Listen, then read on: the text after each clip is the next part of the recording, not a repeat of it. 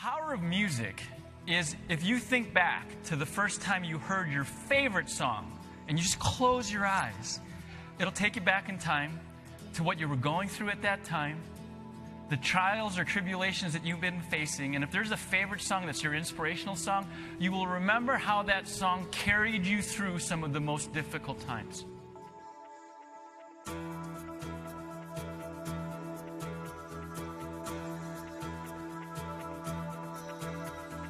Faith in yourself has opened another door. Trust in yourself, find what you're looking for. Forgive yourself for past mistakes, 'cause in your heart you have what it takes to move on. Keep your eyes on the road ahead. Running starts with a single step. So rise, rise. You've got to answer the call. Rise, rise. Until you're standing tall. You're gonna be your solution. Well, that was our song. We had an ace up our sleeve, and that was a song called The Freshman. That was the big song for my band. Yeah. So how many of you have heard this Freshman song before? Okay, so we got a few. So for those, it would be unfair for us not to let the other people who've never heard the song before not hear it. So again, Brian's going to play. Feel free to have your cameras ready to go. Good luck convincing your friends that this is the same guy here that's in that. And I was young, I knew everything. And she a punk who rarely ever took advice. Now I'm guilt-stricken sobbing with my head on the floor. Stop a baby's breath and a shoe full of rice. No. Well, we get our release date. Now, the release date is picked by the record label months in advance. Like I said, they had to have 3 to 6 months to set up a record. So months in advance, they pick this date. But you look at the date now and you go, wow, the worst possible fall you could ever try to release anything. Our album and the movie were released on 9/11. Yeah, you couldn't go out and promote anything, as most of you remember. And so it was only probably 60 days after we were strapped in and ready for superstardom again that I got the call. 60 days later, I got the call from RCA Records that they were going to drop us. So we got dropped at that point. We met back in 2015 when you first did our national sales meeting.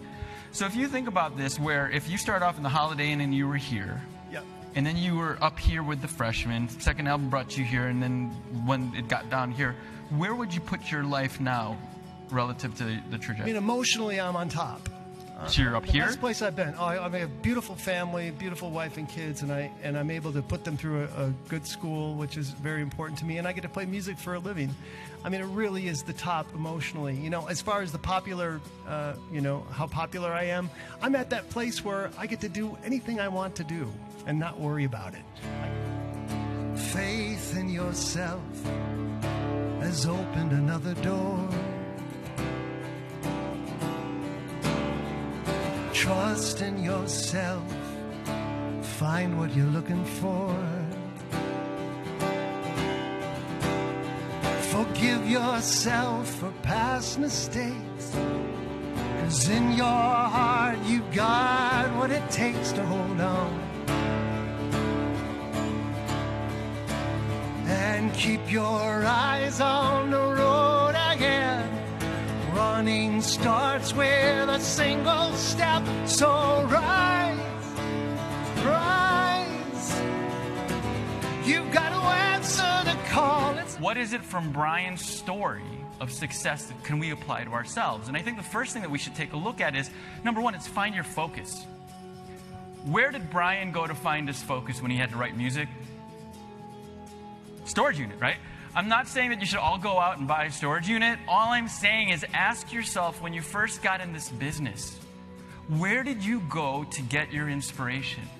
Where did you find that motivation that took you to the success that you need? And how often do you go back there? Because the second phase is you have to embrace the changes that naturally occur. Because what he did is every time a word change in his life, he would pursue it. And then if for some reason it didn't work out, he he would regroup and regroup.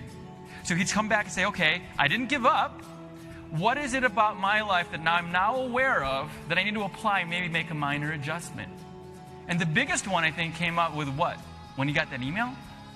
What ended up when he got that email is he was able to cultivate his connections.